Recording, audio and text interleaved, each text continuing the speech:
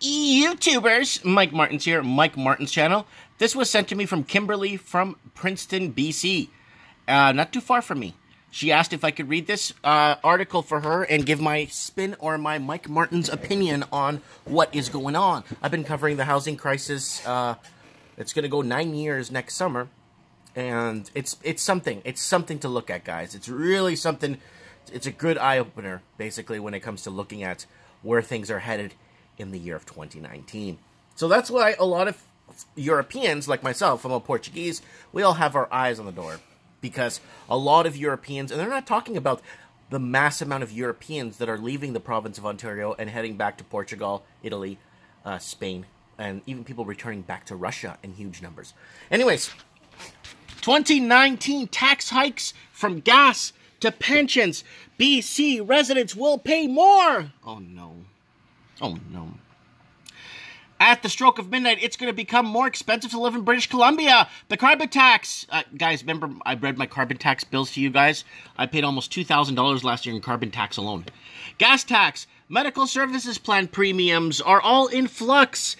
And while residents will pay less in some areas, they'll still be paying more overall. As the calendar turns to 2019, governments will be looking to generate more revenue. So, guys, you know how prices are dropping right now in Vancouver? House prices in Burnaby and North Van and stuff. So what's been happening is they've been raising, you got it, property tax to offset that passive income they used to get. Now, how much more will you pay? The Canadian Taxpayers Federation reported the average single person in British Columbia earning $30,000 a year will pay an extra $85 over the last year, while some earning $60 to $90 will be paying less than $50 more. I don't believe in any of this they're saying, because you know why? Your gas bill is unpredictable depending on how cold it gets that month. Your gas bill, when it got really cold, I was paying $190, $240 a month for carbon tax for a month. So it depends how cold, right? Two-income families making $60 large will pay $26 more, while a family bringing in $200 large will pay an extra $78. The only group examined by the CTF will pay less in 2019 and 2018 are two-income families making less than $30 large. The Federation estimates they'll pay about $670 less in 2019. Looking at where the estimates come from, CTV News chose the example of two-income family making about $120,000 a year. The family will pay an extra $196 for the Canadian pension plan. But this is gross, guys. This is $120 large gross. You're only taking home $70,000, $80,000 of this.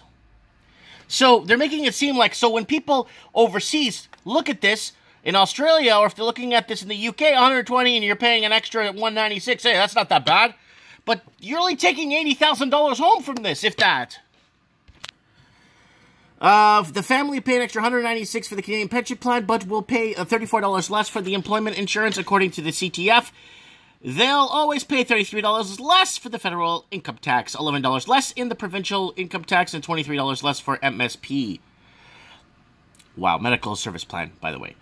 With all increases and decreases factored in, they'll pay about $94 more in the year in BC, slightly less than the national average of $98. Other tax increases. The BC government will begin phasing out MSP premiums, placing them with new employer health tax.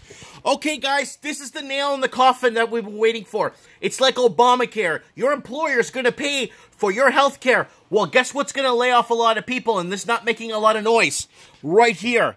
Replacing them with new employer health tax, ETH. The change means business and even municipal governments must now bear the cost of their workers.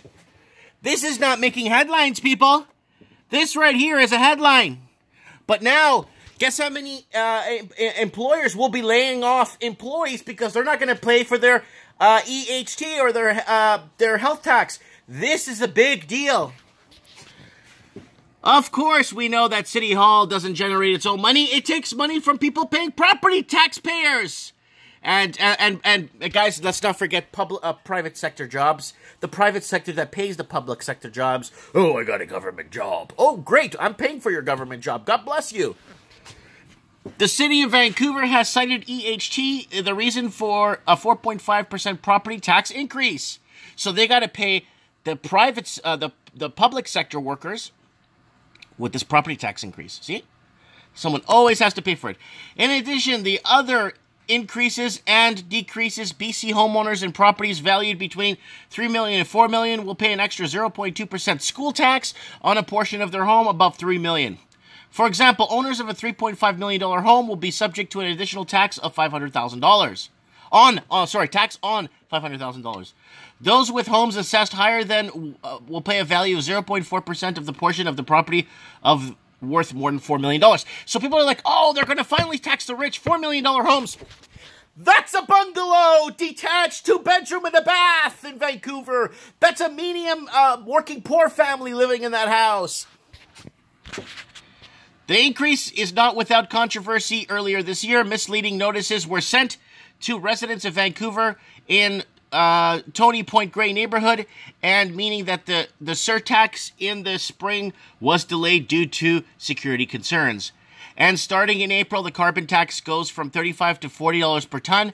Initiative adds 8.9% every liter of gasoline. Oh, wow. And BC CTF says the TransLink tax is also increased from 17 cents to 18.5 cents per liter of gas purchased in Vancouver. You see that right there? Do you know what that is? That's electric heat. You know why? Because my gas bill here in the store to heat the store was costing me $400, $500, $600 every month, and $209 of that was carbon tax. Let me know what you guys think in the comments below. I'd like to know how you're feeling about this. This is coming soon to every city near you, and when property prices start declining, they just start raising property taxes to offset it, and that's just the beginning, and getting employers to pay for their health care. Let me know what you guys think. Comment below.